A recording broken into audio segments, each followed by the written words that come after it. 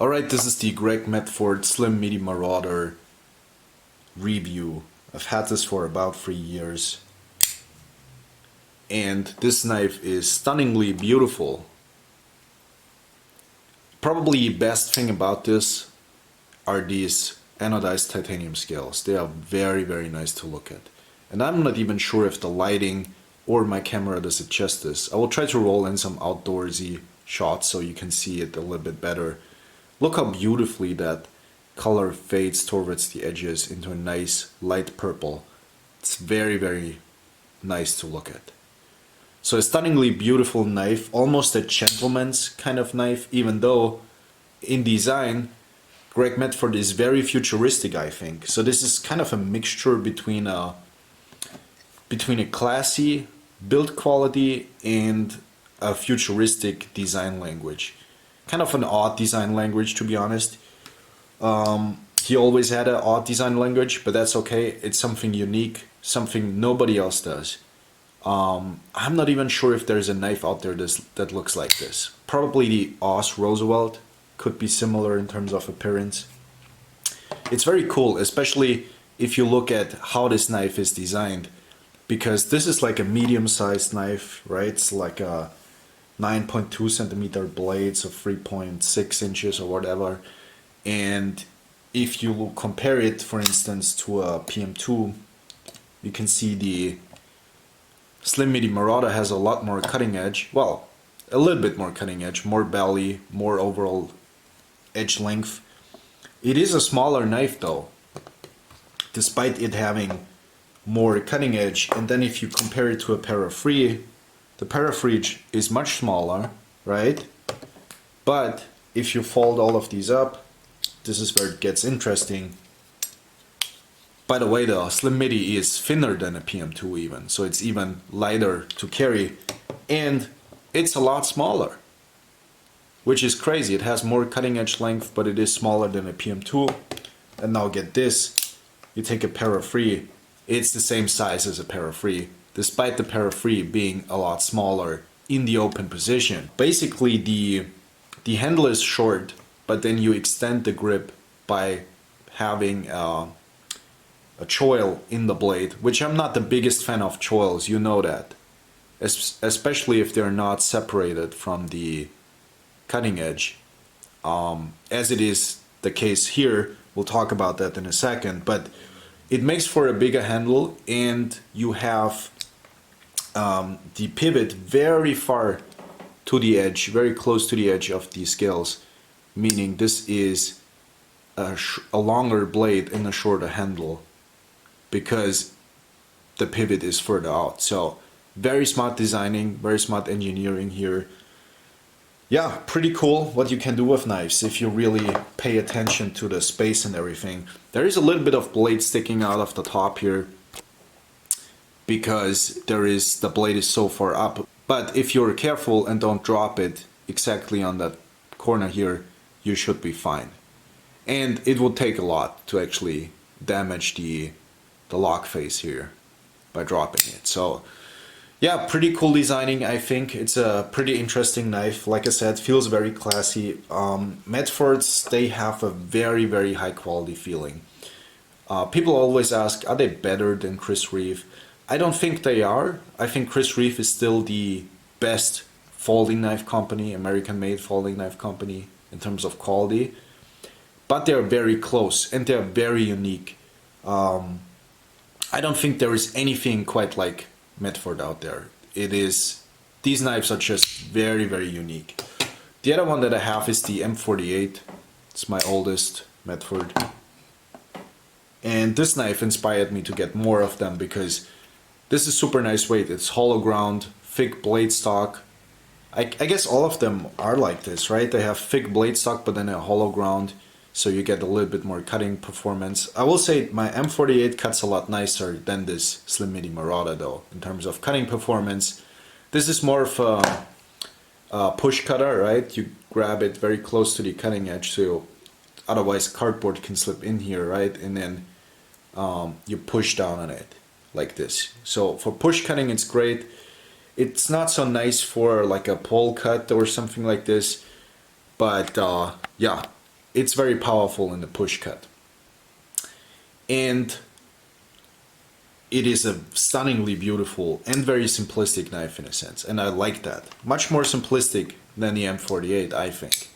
And this one is not a complex knife by any means. Yeah, Medfords give you the impression that they are very classy because of their fit and finish and everything. And then you get the box, and the box is very premium, and you get like a lot of content like stickers and patches and certificates and like a nice folder here and all kinds of stuff. And you know what, if you listen to Greg Medford online, it's a very different experience though. Let's talk about this for a second. What do I think about Greg Medford? Well, I think he's a very good knife maker. I'm not sure if I agree on everything that he says online, and I think maybe he shouldn't say that much in his videos. But yeah, he's also a man of the age where you say stuff like he says, right? He's like an uncle type of character. My uncles are exactly like Greg Medford, so I guess it's completely normal also, and he makes damn good knives, that's for sure. These are so good in terms of tolerances, quality. Very simplistic construction. You have a couple T8s here. And then you have a T25, kind of an odd size, right? Not everybody has a T25 in their toolkit. Although you should, if you have Torx laying around, you should have a T25. Exposed detent hole, it's fine. You can clean it easier, I guess. Lockup from the outside in terms of the stop pins, pretty nice. So zero blade play here. These are super solid, despite there is so little blade in the handle, right? Like almost no blade in the handle because of this forward pivot. Despite all that, it locks up super nicely and securely, so no issues there. Lock face is carbonized. There is not really like a good access to the lock bar, as you can see. Well, basically there's no access to the lock bar, and this lock bar is really sharp at first. So something you need to know about Medfords, these have a long break-in period. So they come very tight and very stiff out of box, and they break in nicely over time. So this M48 has a super hard detent out of box, and then it gets to a medium detent over time, which is something I like. I don't like soft detents, and I don't like super flimsy knives, right? So this is nice for me, but I can see people not liking this. This is not a knife that you fidget with all day long, although you can spidey flick it. You can open it via the stop pins by preloading them, like building up pressure, and then it opens, which is my favorite way of opening it. You can also open it like this. When I got it, it was only possible to open it with 2 fingers, but now I'm able to open it one-handedly.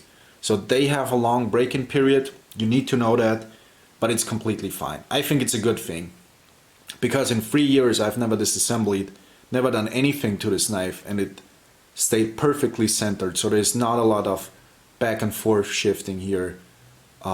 It is perfectly smooth. Runs on washers. Never disassembled it, like I said, so I don't have any footage of that, but there are videos online where you can see people disassembling them, and they have phosphor bronze washers, as it seems. So really nice construction, simplistic, long-lasting. This gives me the impression of a long-lasting tool that probably I can give to my children one day. This has that kind of feeling to me. It is very, very nicely built in terms of build quality. Yeah, what else is there to say?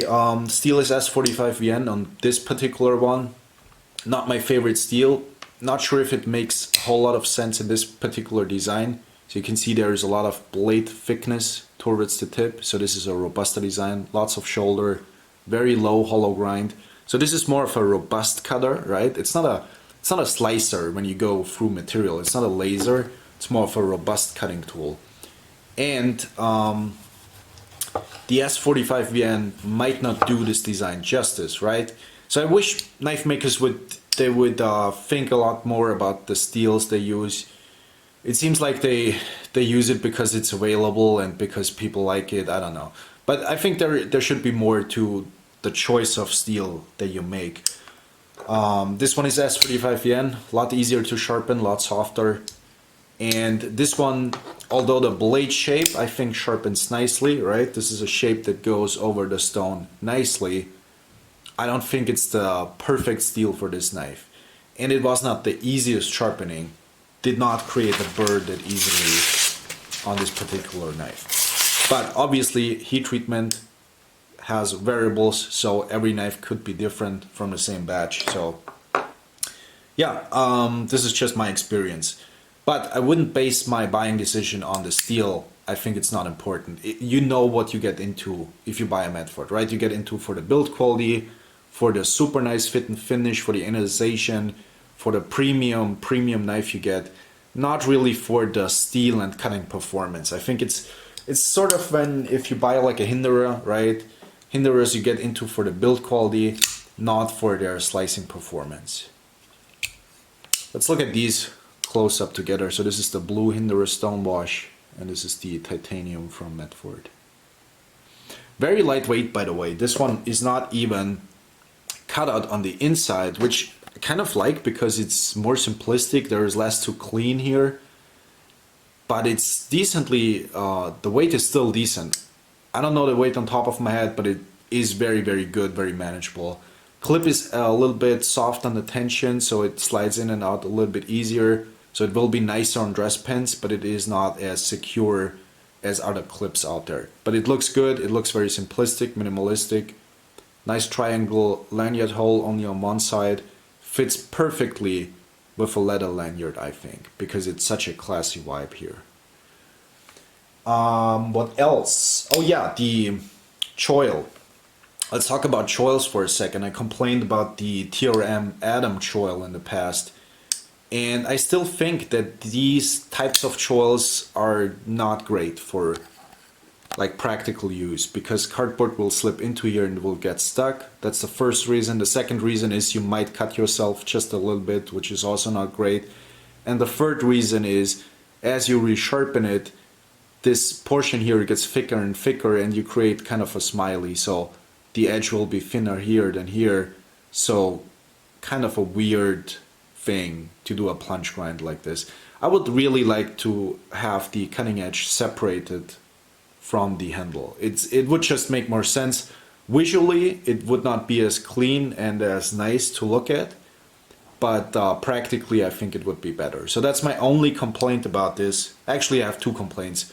The choil, I don't like choils like this. People do, I don't. I think it's very stupid to do a choil like this, if I can say so. And the second complaint I have is S45VN is the wrong steel for this type of knife. But those are very minor nitpicks. Other than that, this knife is perfect in terms of build quality, presentation, long lastingness, perfect. Beautiful finish. It is just stunningly beautiful. Yeah, that's it about this guy right here. Thank you guys for watching, and maybe see each other in another video. Goodbye, people.